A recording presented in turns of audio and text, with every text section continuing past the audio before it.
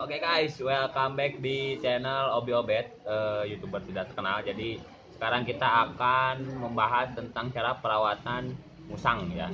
Dan sekarang saya ditemenin sama Sofian dari MDC. Dan saya juga udah di endorse ini kaosnya MDC Musang Devati Cianjur. Nah ini kita ada si Jejes. Jadi si Jejes itu musang akar Sumatera. Sebenarnya ini ada dua musang akarnya, ada musang akar Borneo juga. Tapi yang bisa dihandle dan agak bersih ini si Jejes karena si siapa namanya satu lagi? Boy. Si Boy itu dia nggak ada ninjanya, jadi belum bersih. Sebelum itu kalian jangan lupa pencet tombol subscribe-nya gratis.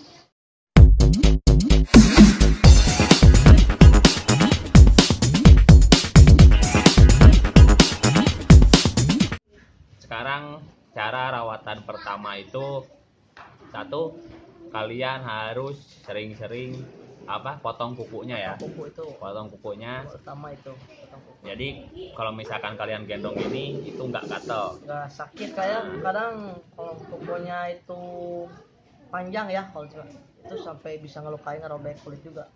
Ini juga kebetulan tadi pas potong kukunya itu dia nyakar ke sini sama ke paha.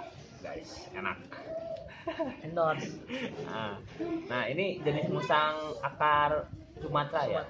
Udah piara berapa tahun, Sofian? Ini sebenarnya titipan. Kalau titip emang titipannya ini dari baby, dari owner pertamanya. Owner pertamanya tuh ngekip dari baby sampai sekarang usia 1 tahun lebih. Oh, 1 tahun lebih. Ini karakternya, kalau kalian pengen tahu karakter musang akar itu rata-rata pecicilan. Pecicilan banget. Nah, pecicilan. Tapi dia ini diam karena dia tahu mana animal keeper yang emang ganteng gitu ya. Ganteng. Gitu. Jadi dia tahu, jadi dia diam, lihat ke kamera, yes. Nah, gitu. Ini contoh musang Sumatera itu, akar Sumatera itu ada garis di sini. Ada garis di sini di moncong, dan si bulunya keabu-abuan gitu. Kalau misalkan akar Borneo itu lebih hitam. Hitam ininya kadang putih, si badannya putih banget. Jadi kan kalau ini beda ya, hampir semua kecoklatan. Oh iya. Ya. Ini bawahnya dia malah tidur. Jadi kalau misalkan ini akar Sumatera sama Borneo itu nggak dilindungi ya? Kalau akar Sumatera sama Borneo enggak. Kalau Jawa itu dilindungi. Nah, kalau Jawa itu dilindungi. Kalau Jawa musang akarnya kan langka jadi banget. Dia ngapain masuk ke ketek? Aduh, ketek. Jadi musang akar Jawa itu dilindungi dan warnanya pun agak kekuning-kuningan gitulah ya. Putih kekuning-kuningan. Putih kekuning-kuningan, pastel putih gitulah. Cakep banget itu kalau benar. Itu juga kita harus ada surat untuk pemeliharaan si musang ataupun hewan lainnya lah yang dilindungi ya. Nah, terus tata cara mandinya itu kita harus gimana?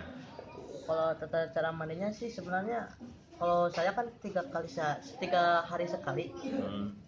Atau terkadang seminggu sekali atau 3 kali sehari. Kan kadang suka kotor nih kalau udah diajak main.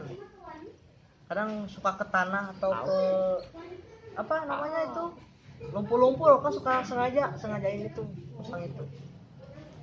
Yang namanya musang akar pecicilan banget kan ya. Kadang kalau mandi itu nggak mau diam, kadang diam tiduran. Kita cuma butuh sampo kucing ya, suka ada di pet shop, biasanya suka ada sampo kucing. Kalau nggak pakai sampo kucing bisa juga sampo biasa ya, sebenarnya sampo biasa. Tapi lebih bagusnya masih sampo kucing ya. Kalau misalnya kita lagi nggak ada kehabisan samponya gitu ya, nggak apa-apa sih kalau pakai sampo biasa juga. Tapi jangan terlalu sering pakai sampo biasa, takutnya kan ke bulunya itu ikut panas juga. Kadang kalau misalnya nggak cocok itu hair loss kadang gitu. Jadi sebenarnya untuk pemandian mamalia kayak gini, ini mamalia kan maksudnya? Mamalia kayak gini, itu kalian ada sampo khususnya kayak kucing atau anjing gitu. Tapi sebenarnya bisa kita pakai sampo untuk baby. Baby tadi itu sampo untuk baby itu lebih smooth, lebih aman untuk hewan. Bisa juga buat, kalau sampo baby juga itu bisa buat memperhalus bulunya. Jadi lembut. Jadi kalian bisa pakai sampo baby. Nah, kalau misalkan kalian memandiin musang terus kucing, itu kalian jangan sampai masuk ke Telinga. dalam telinga Atau kena mata juga sih. sama mata. Ya gitu, akibatnya kalau kena mata kita bisa si musang tersebut bisa kehilangan penglihatannya, juga bisa katarak juga bisa Gitu. Sampai Jadi, pembutaan pada matanya. Terus kalau misalkan kita masuk ke telinga itu kadang itu ada buduk-buduk gitulah, buduk-buduk gitu. Jadi pengalaman buduk kayaknya. Jadi sebaiknya kalian mandiin yang baik dan benar. Terus kita harus bersihin juga dekat-dekat alat kelaminnya ini. Pertama-tama kita bisa, setelah memandikan ya, kita bisa membersihkan alat kelaminnya dengan tisu ya. Tisu apa juga bisa. Lebih bagusnya tisu basah. Buat baby, anak kecil ya. Pakai tisu ini juga bisa ya, yang sering yang sering ada di warung-warung gitu. Kita bisa bersihkan kelaminnya itu dengan cara kita usap-usap aja dekat jenis kelaminnya, supaya yang suka ada biasanya udah habis supaya membesar.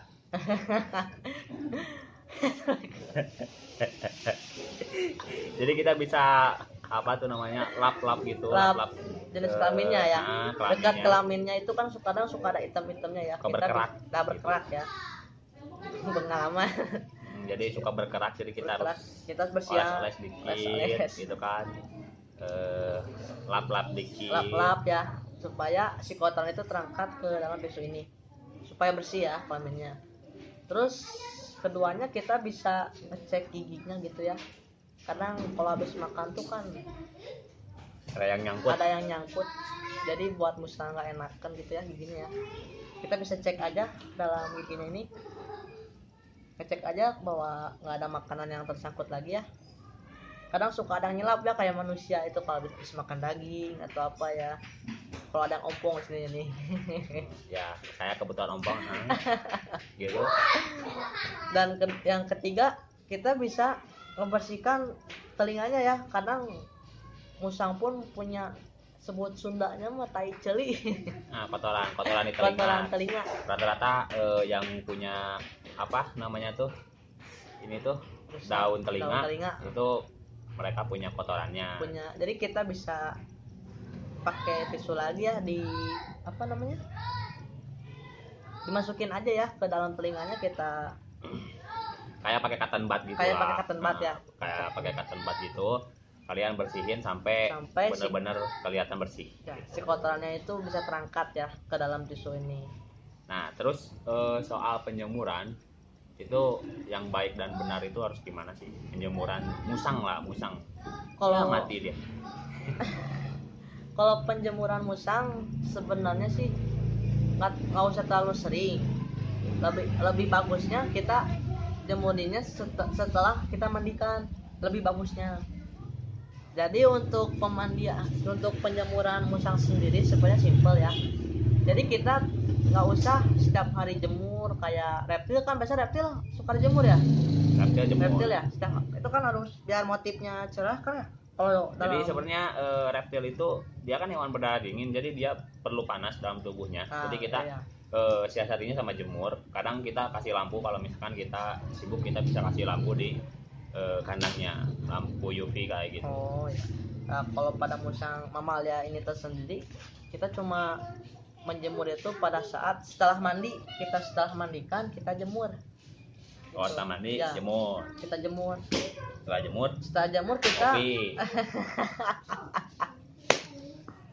anjay.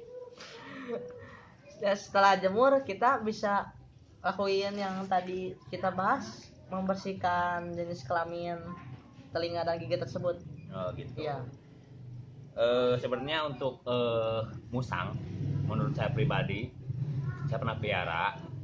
Kalian penjemuran itu jangan terlalu kenceng. Kenceng itu dalam artian lama. Oh iya. Gitu ya. Lama, soalnya kenapa? saya pengalaman si musang saya itu jadi katarak. Itu karena nggak tahu kenapa. Apakah karena kelebihan cahaya atau kelebihan sinar matahari atau gimana tuh? Oke guys, tunggu di part 2